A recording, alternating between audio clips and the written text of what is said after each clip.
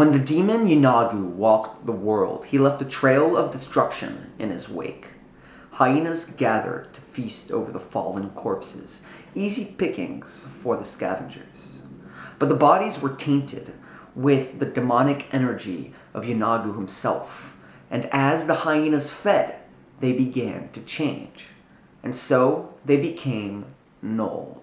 Gnolls are one of my absolute favorite monsters in D&D. They've got such a clear identity from a lore perspective, and they can be used in such interesting ways, both in combat and in serving a larger role in your campaigns and adventures.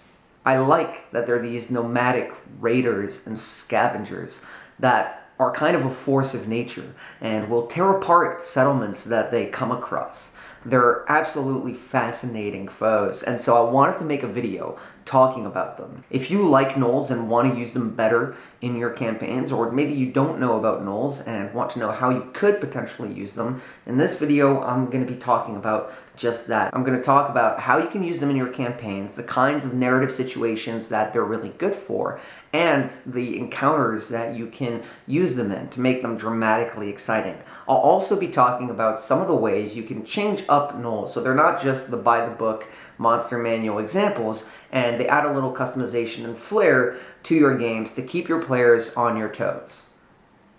On their toes. First, we've got to talk about how Gnolls are traditionally portrayed and the way that they're described in the monster manual. I think one of the defining elements about Gnolls is their alignment. It informs so much of how they actually act and are within the world of Dungeons and Dragons. They're chaotic, evil monsters. They're just beasts, hyenas, that were transformed into these bestial humanoids by feasting on the remains of the trail of corpses left behind by the demon lord of savagery, Yinagu, when he walked the material plane.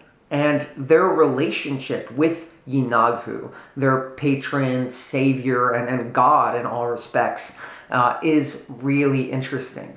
By feasting on the corpses that he left behind, they got some of the demonic power that he left in his blows as he cut down and tore apart his adversaries. And that gave them the strength to become these fearsome Gnoll monstrosities. But it also cursed them. Their curse is one befitting their origin. It's a curse for eternal hunger. Their very being aches, demanding death and destruction. And that desire, deep-seated into them, part of the very core of their being, only subsides when they kill and feast. This is the core of what drives Gnolls. So now that you've got a general idea of what Gnolls are and some of the flavor around them, I want to start by talking about their larger role in the world of Dungeons and Dragons and how you can use them to great effect in your campaigns. First, environments. What kind of environments can Gnolls be found in? I think that you can use Gnolls in any environment you please, from the savannas to the subarctic, from the woodlands to the mountains. Gnolls can fit into just about any environment because they're a versatile creature. Though they're meant to be hyenas at the core, which would fit more in a savanna, grassland type environment. It's D&D, it's a world of fantasy. You can have hyenas in your mountains or have snowy hyenas in the subarctic regions. Why not put them in one of those places and add different variations of Gnolls to your campaigns? So no matter where your campaign is set, unless perhaps it's a city, don't worry about the environment and know that you can still use Gnolls no matter what. However, within all these regions, Gnolls tend to have one kind of behavior pattern if you're looking at it from a really large, pulled back point of view. They're forces of nature. They, like a tsunami or a hurricane or a tornado, will come and wreak havoc in civilized areas. While they can be found in the pure wild wilderness, I think that they're most interesting on the edges of civilization or infringing into the civilized domains of man, dwarf, elf, and the other races of your campaign. They're savage, relentless, and bloodthirsty. When they attack a target, they tend to leave nothing behind but wanton destruction.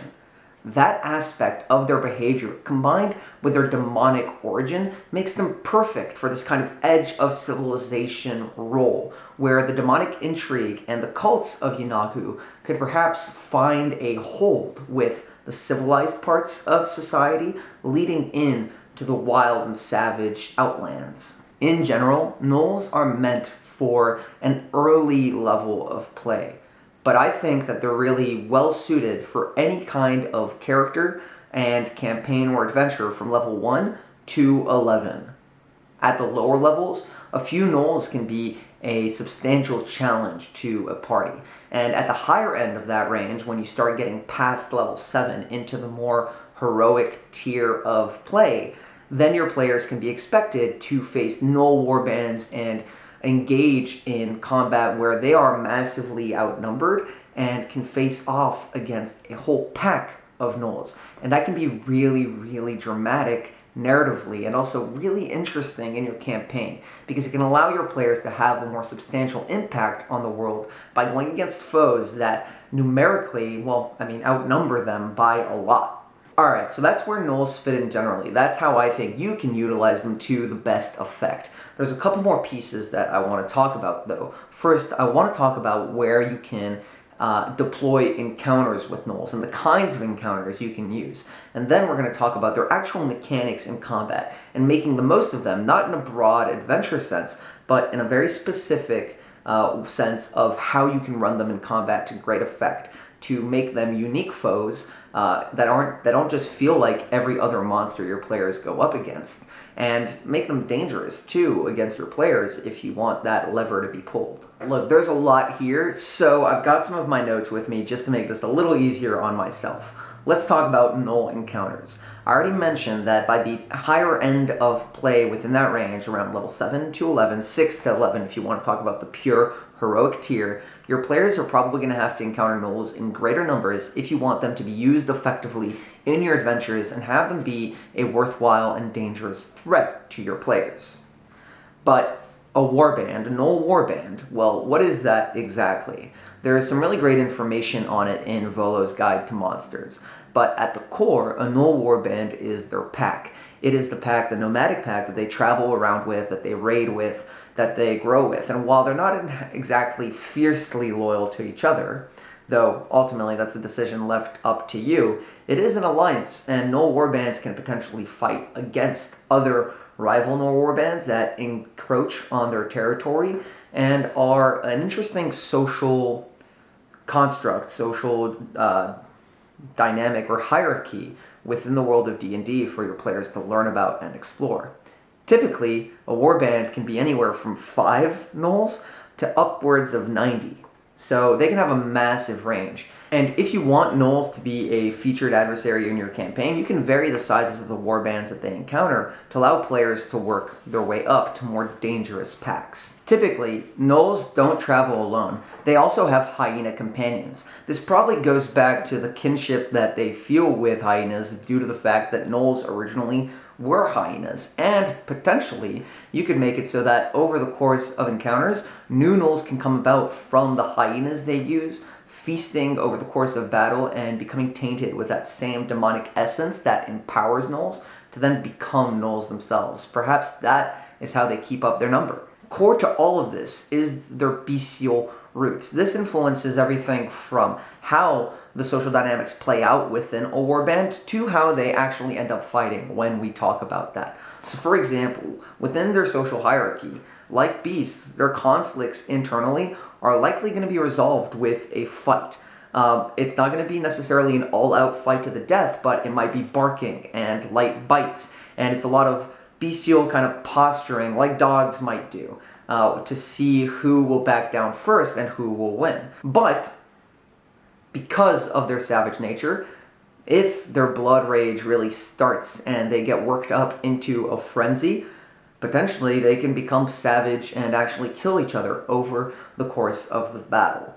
The only people who would be generally, the only monsters, the only other Gnolls within the hierarchy who would be generally immune to this are the alphas within the pack. The alphas can be whichever types of monsters you choose if you actually look through the monster manual, whether you're looking through Volo's or the core monster manual. but the alphas will have, but the alphas will have demonstrated their superiority, and as a result, they're unlikely to be challenged by other members of the Gnoll pack, the Gnoll warband, right? Gnolls, again, are beasts. They're somewhat simple-minded. They're not going to go out of their way to challenge a superior that they know is just going to defeat them. Of all of the alphas in a Gnoll warband, the most notable is the Matriarch. The Matriarch is the leader of the warband.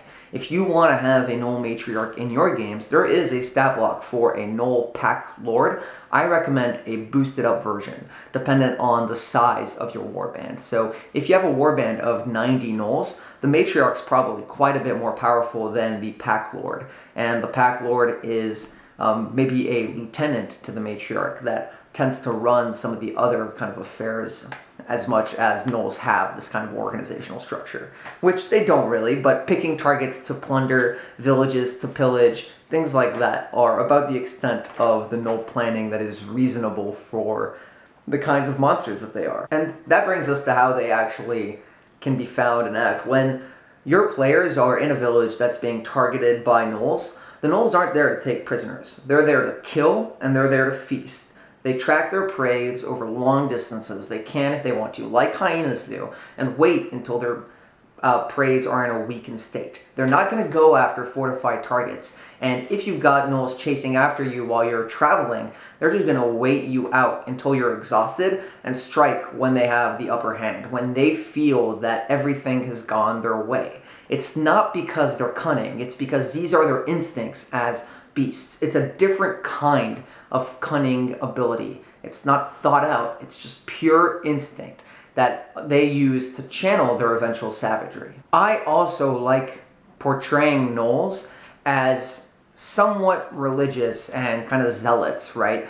They worship and are essentially the spawn of the Demon Lord Yeenoghu, the Demon Lord of savagery. And I think that relationship can take Gnolls in a really interesting direction. For example, when I like to run Gnolls, I like to imagine them as, like I said, being ritualistic in their approach to how they hunt and their approach to inflicting the savagery. And so they're going to be on the lookout for omens of their hunts, and they'll take their hunts as almost sacred things within what they do. They have to do them, right? It is core to their behavior. They're not doing it just to survive like they would have as hyenas. They're doing it because without hunting, they just are not fulfilling their being. It is their reason for being. It is a curse that they are inflicted with, but a curse that has empowered them to the strength that they never would have had as beasts. And in my mind, most Gnolls embrace it. So with enemies like this, what are the opportunities that they provide your players? Well, they provide your players the opportunities to become these kind of local folk heroes or kingdom-wide folk heroes, fighting off Gnoll hordes that kind of amass and grow and saving villages. And that's a really interesting way to go in your early levels of play if you're running a more heroic campaign. In addition, as the number of Gnolls increases, they can really easily provide some higher stakes for your campaign, with villages being razed and burned to the ground, perhaps villages that your players have family connections to or other backstory connections to, or have met NPCs that were based in some of these towns and villages. Essentially, what I'm trying to say is that because Gnolls are these feral beasts that just want to kill and slaughter, they're perfect weapons to kind of point at the things that your players care about. Point them at the town that your character is from. Point them at the NPC that, point them at a town that an NPC your players like is residing in. Force your players to come into conflict with these warbands and to come up with creative solutions to fight them. Because when the Gnolls eventually attack, like I said, they're bloodthirsty, they're ruthless and relentless. They can wait out their prey, and they can even use cunning traps, set up small hunting traps, and use the beasts at their side, the other hyenas that they command, to become dangerous foes with quite a lot of flexibility for something that's ultimately just a savage, ruthless monster. I also really like the whole dimension of how your players can engage and encounter Gnolls without so much as just a direct confrontation. I tend to think about them in the same way as I think about beasts, right? They're just slightly tougher, slightly more ruthless and savage beasts with a humanoid form. That's how I think about my Gnoll warbands. And because of that, your PCs don't necessarily have to just destroy the enemies they come across. They can posture a show of strength, that your PCs do, if your PCs make themselves seem too powerful, the Gnolls are going to want to avoid fighting them, or at least they're going to back off for the moment, because Gnolls are going to go after weakened targets. They don't want to target a prime predator that they think is going to take them out. They want to find a weak target on its last legs. So if your PCs can make themselves seem stronger than they are, perhaps it's a reasonable way for the players to get the Gnolls to back away. The perfect example of this is the Krat Dragon call that Obi-Wan does in Episode 4 when he saves Luke from the Tusken Raiders. The Tusken Raiders have come to stop Luke, and Obi-Wan, even though he could probably take them out on his own, does a Krat Dragon call to make the Tusken Raiders believe there is a larger, more dangerous foe here, and so they run, they scatter. And Obi-Wan doesn't need to fight them. Even if he could, he manages to get rid of them and address the confrontation and encounter in another way. I think this is a perfect way for your players to handle Gnolls that you should reward them for if they go in this direction. And show them that it's possible. Show them that Gnolls can be dealt with in this way, because that makes it so that the Gnolls don't seem like just any other monster your players just have to fight to overcome. It gives them a specific kind of flavor and narrative dimension that allows your monsters to feel distinct from each other over the course of an adventure. So as for a few Null Encounter types, again, we talked about the Village Assault. I also love doing the kind of Gnoll patrols in the forests, seeing them from a distance, seeing either the aftermath of their hunts or finding Gnolls on a hunt, hunting perhaps some travelers or somebody's lost in the woods. I think those small encounters can set up Gnolls to be really interesting foes when your players don't know exactly quite what's hunting after them. And hearing them off in the distance, perhaps while your players are traveling through a mountainous area or a place that you've decided to feature your Gnolls, it can be really unsettling to hear the howling of the Gnolls. They're kind of hyena yipping, and bringing them into your campaign as more than just direct threats, but as setting elements that flesh out your world and make it feel lived in and dynamic. Alright, back to the notes again. Now we're going to move on to the mechanics of Gnolls. So, in combat specifically, right, not in just the broader encounter sense, but in actual individual encounters where your players are fighting Gnolls, how do you run Gnolls well? So that your Gnolls are a threat, so that they're narratively distinct from your other monsters, and so that your players can tell, even if it wasn't clear what enemies they were fighting, if the Gnolls were by some magic completely obscured, your players could tell, hey, these are Gnolls that we're fighting. There's a few rules I like to focus on. 1. Gnolls will always choose melee over ranged. Though Gnolls have ranged weaponry, they use it to prevent their enemies from escaping. They're not weakening their foes from afar and then diving in. They're beasts. By the time they're charging in, their foe should already be weakened by other means, whether it's due to exhaustion or another battle that they've already suffered. The ranged is not their main proficiency. It is something that they can fall back on if they need to prevent their foes from getting away. In addition, they're bloodthirsty and frenzied, so they're not necessarily the smartest foes to go up against. They're going to go and be kind of primal in the way that they attack. But with their kind of bestial instincts, they're going to go after the weaker targets first. And they have no conscience or remorse. If a Gnoll downs you, the Gnoll might move on to another target just to keep the battle going. Or if they're really already in that bloodthirsty state, they might just start to rip into you and take those death kind of saving throws, the death saves, and start to burn through them by continuing to attack your players even after they're down. In addition, they have a key feature that I love: Rampage. It allows their attacks to beget even more attacks and to become a kind of furious mass of claws and weapons and bites on the battlefield, and be a really dangerous group of foes and type of monster to go up against. But I love thinking about Rampage in this way.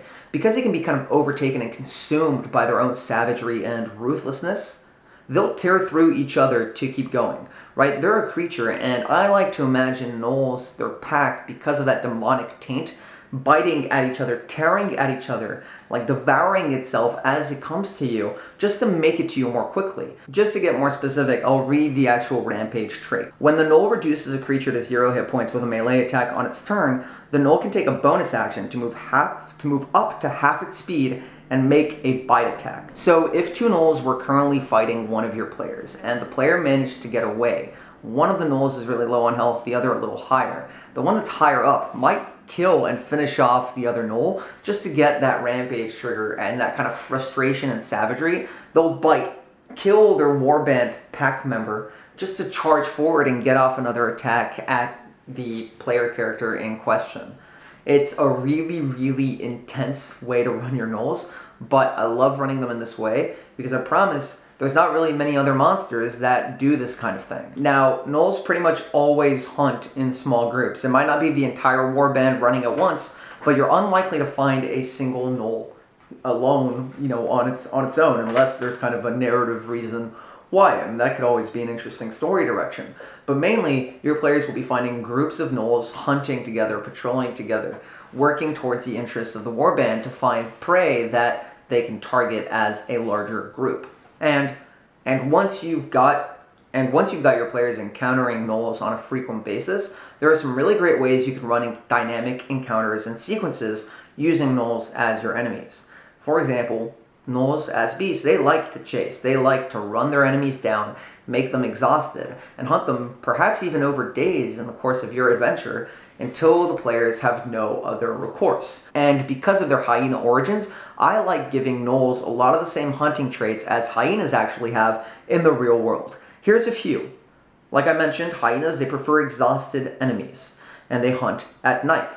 They hunt typically in small groups of 2 or 3, and they flank or surround their enemies in order to bring them down. And importantly, they are built for the chase. They're great at chasing. They'll stalk their prey for miles and will chase players into terrible, even worse situations. If you've been watching any of my other videos, you know I'm a fan of putting players into hard situations. I don't think just winning combat has to be about we defeated the enemy. I think there are other ways for combat to resolve in interesting ways, and sometimes that means your players realizing they're outnumbered, they're outmatched, and they've got to run. And they're intelligent predators. They're not smart in the traditional sense, but they're clever hunters. They'll move their kills closer to each other once they've finished the killing to protect them from other scavengers. And when they go up against challenging prey, which in this case your players in that group would be the prey, they hunt in packs and they take turns. They take turns to take down the prey by biting their targets and dragging them to the ground. So it's easier for the rest of the pack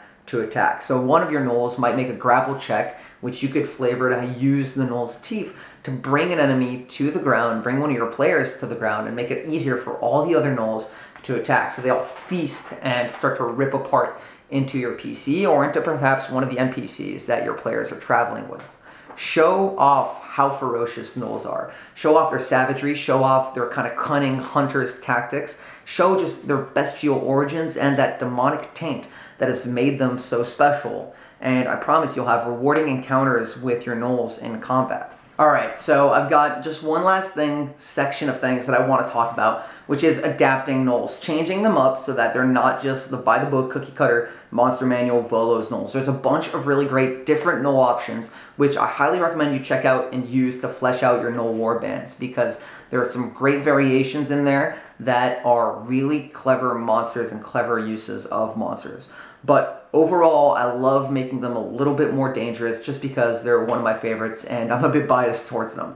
So one thing is, rather than longbows, I like giving them javelins and spears. For some reason, I just feel like it fits with their kind of aesthetic better and the way that they hunt. They're not going to be sitting there shooting bows. They'll be, grabbing spears and throwing them, and they can use them close up if they want to. And javelins are another effective way to do the same thing. I also like giving Gnolls class features to boost them up in power. This is something you can do to any monster, but there's a few features that I think work really well for Gnolls. Mainly Barbarian Rage, right? Giving them the rage functionality if there's a special Gnoll or important distinct enemy that you want to highlight will make your players focus their attention onto them. And I think that's a really great foe for your enemies, for your players to go up against as an enemy.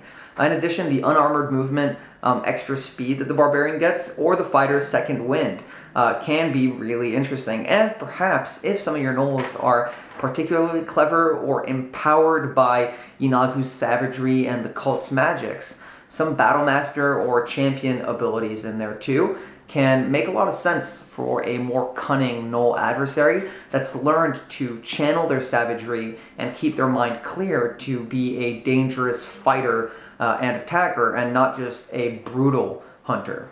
I also love the idea of their hunger not just being this damaging curse that forms the basis of their society, but also an kind of empowering ability of Yeenoghu. Their endless hunger allows them to evolve and take on over time some of the abilities and features of what they consume. Again, this isn't something to necessarily use for an entire Gnoll warband, though you absolutely could if you wanted to make them a bit more dangerous overall. But a few specific Gnolls empowered by rituals to Yeenoghu could potentially have some of these features. And if they've taken out certain kinds of monsters, like a lizardkin or things like that, you could have them appear with some sort of scales as well and show how their hunger allows them to grow and empowers them further. They transformed once from hyenas into Gnolls. Who's to say that their Gnoll form has to be the limit? Maybe there's more they can go onto the road to becoming more and more demonic, like Yeenoghu, their lord patron and savior, I guess. And finally, there's a whole bunch of ways that Gnolls can be played. They don't have to be these dangerous, brutal monsters, so I think they're really great in this role. For example, you can have a PC play a Gnoll if it fits with the kind of campaign that you're going, and if a player is interested in doing so. Perhaps they were cleansed from Yeenoghu's savagery and just stuck in this Gnoll form. We have Tabaxi, so there's already a precedent for Beastkin. A Gnoll who was kind of distant from that savagery could be an interesting player character depending on the adventure. Overall, you can change their place in your campaign world if you want to use Gnolls more frequently, like I do.